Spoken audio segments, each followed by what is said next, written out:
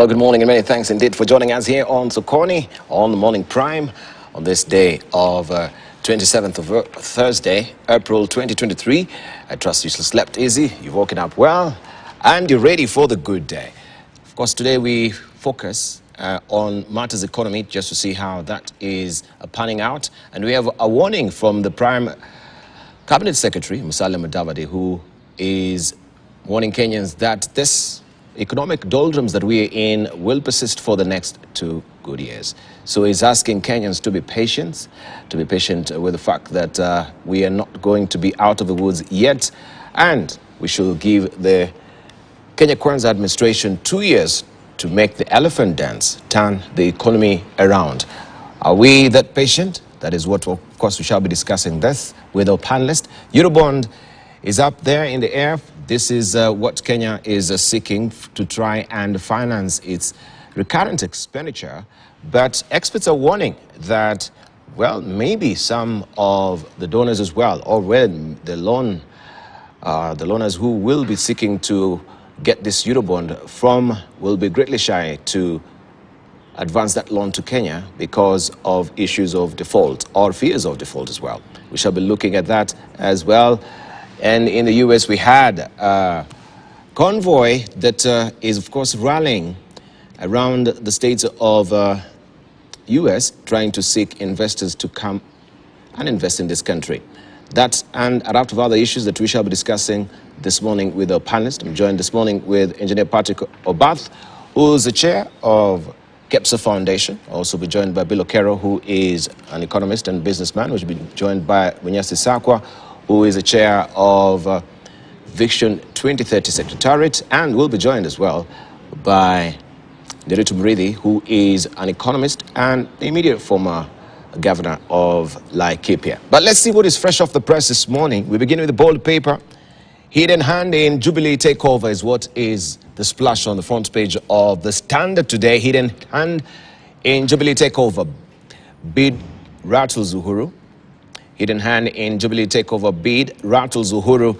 This is what is on the front page of a Standard today. Former President Uhuru Kenyatta yesterday railed at police and the government over moves to usurp power at Jubilee Party through the back door. He called for respect and adherence to rule of law. And you can see him, the former President Uhuru Kenyatta here, arriving at the Jubilee Party headquarters after a faction attempted takeover. You have the story on page 6 of the Standard today. We were asking, where is Uhuru? And you can see an insert there where there was that particular probing question on the front page of the Standard. Well, he's out now. Children bore brand of cult, and you can read all about it. This is the developing story of the Shakahola cult. It is tucked away on page 3 of the Standard. Millers given 7 days to prove grain imports. And when the government granted millers a duty waiver for maize and wheat to address shortages, that was December 2022, 1.4 million tons, that is a quantity of maize imports granted duty waiver by the government. Also on the teaser on top, fate of 1.3 billion shillings water projects angers Mount Kenya. Investors dump Kenya dollar bonds. And you have the story on page 23 of a Standard. Big boys and girls in school games on page 46 and 47 of a Standard this morning. Remember, every Thursday you have shipping and logistics coming in handy for you as a pull-out magazine inside the Standard. Also, you have the real estate as well. Get all the wiser as far as real estate is concerned. The Daily Nation is up next. You slept on the job, the MPs tell trio. Authorities have barred journalists from accessing the crime scene. That is what the flag is reading there. Questions abound. Where were you?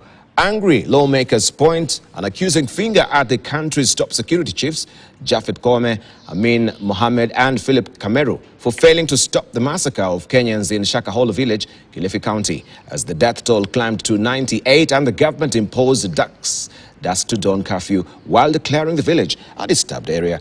98, that is how the number keeps on moving up. The death toll, that stands at 98 as we speak.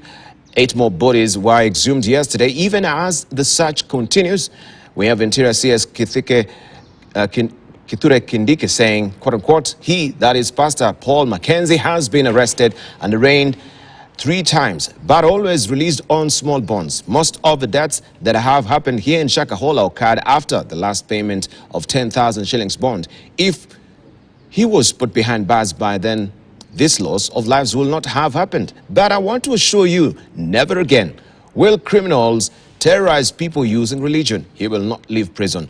Mohammed Amin, Director of Criminal Investigations, is being questioned. Why were they slow on the uptake or to react? Also, we have Major General Philip Kameru as well, Director General National Intelligence Service, Japheth Koome, Inspector General of Police, and that story continues on page 10 and 11 of a Daily Nation.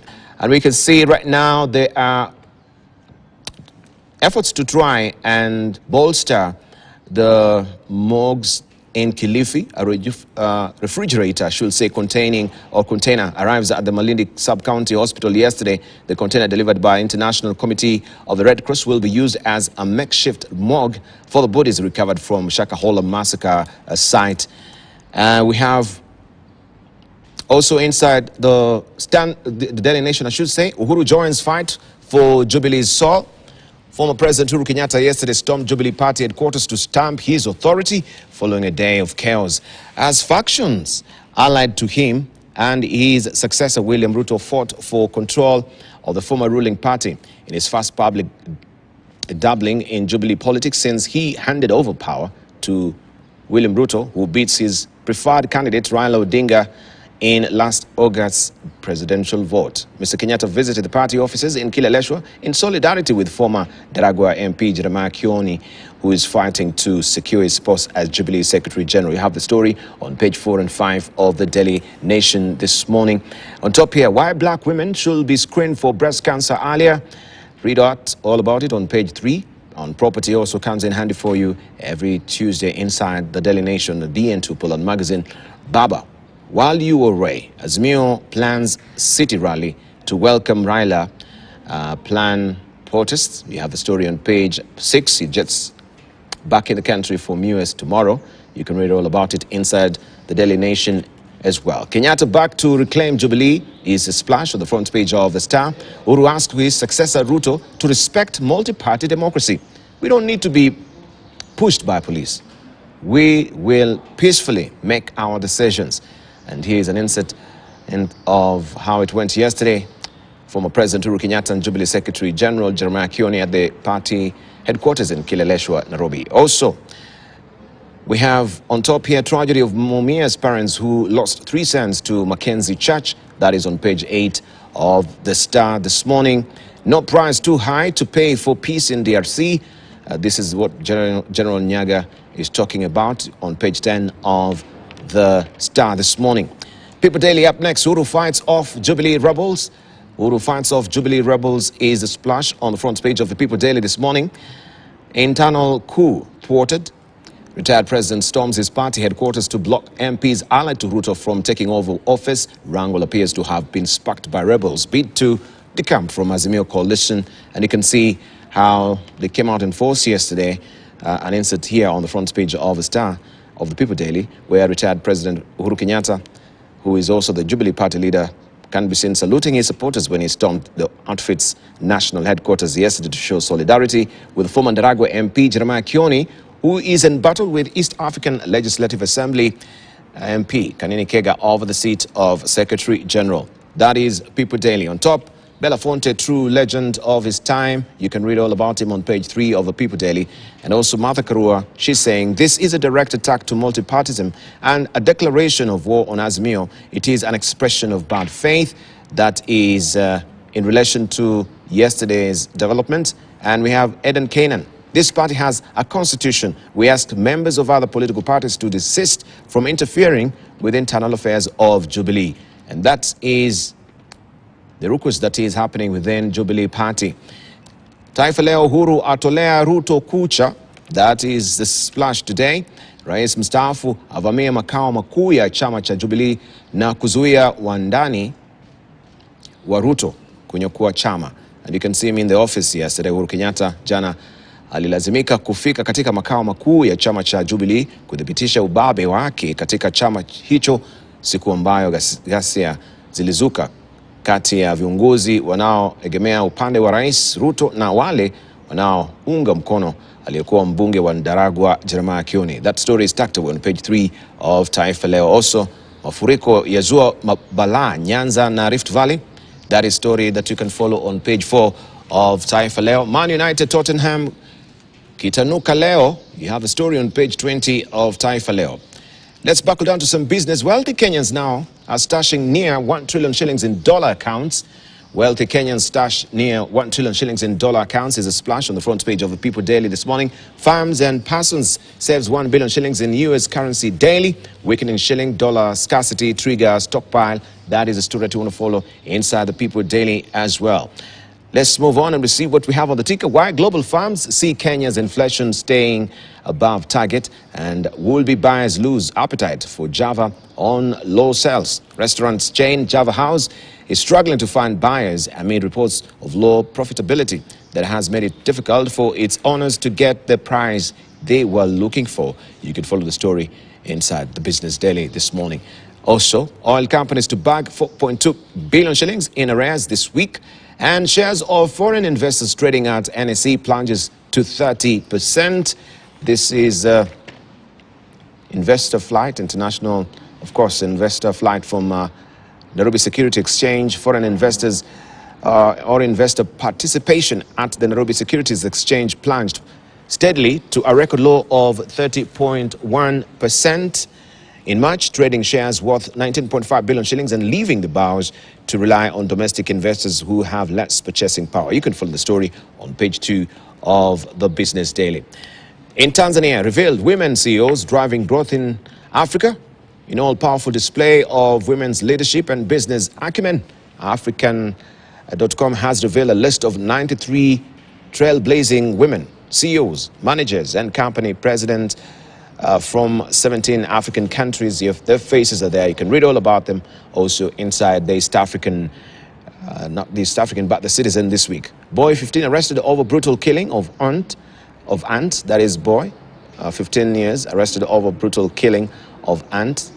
You can follow the story inside the Citizen as well. In Rwanda, what's to know? As government rolls out community service for convicts, funds obtained from community service will be deposited into the public treasury. You have the story on page 3 of the New Times. And the East African this week is holding this splash for us. Cost of the Sudan crisis, the trade disruption is massive, with Juba facing economic ruin as oil exports disrupted. Meanwhile, a refugee problem looms. And you have an illustration of how different sectors are affected: aviation disruption, refugee crisis, Nile water dispute. You have also new proxy war, trade disruption, diplomatic dilemma, amongst others, inside the East African this week. And back to editorial cartoons. This is what Victor has drawn for us today inside the Daily Nation. Mbele pamoja, and you can see Uhuru Kenyatta now has come out to defend Jubilee from the supposedly internal coup that was thwarted yesterday, and we saw police lobbing tear gas. As you can see, also the rebels there who are still donning the Jubilee outfits, carrying oil paints there. That is a brand of Kenya Kwanza, wanting to paint the Jubilee House yellow. And the Secretary General is peeping out from the window there. Uhuru Kenyatta is, of course, blocking the door. And this is the latest development as far as internal party democracy is concerned in the Jubilee Party. As also, Ozone has picked up on that particular orientation. Looking at what the Jubilee is facing right now, Uhuru is carrying a fire extinguisher right now. You can see that particular house is up in flames. Jeremiah Kioni calling out for help from the party leader. That's how it looks from the Ozone office staff. We have also People Daily, and Stano has drawn Uhuru Kenyatta with a fire extinguisher as well. Jubilee Party for a car, and you can see it's up in flames as well. Let me just try and